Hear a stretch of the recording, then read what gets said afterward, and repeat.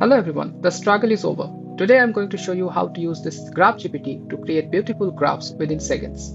The best part, you can always install Graphgpt as an app using your browser. Now, just click on this Get Started button and you will have a beautiful place where you can put your prompt, whether it's a physics or a math or a stats or an economics prompts. For example, I'm trying with the physics and I just click execute.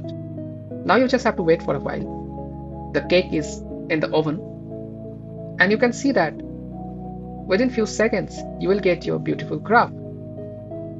You can use this graph anywhere and it's copyright free. You can tweak each and every parameters for this graph and also download this graph or the data points at any time. You can download this graph in light mode or dark mode based on your choice, and here it is. Please do explore Graphgpt and let us know if you have any issue. Take care.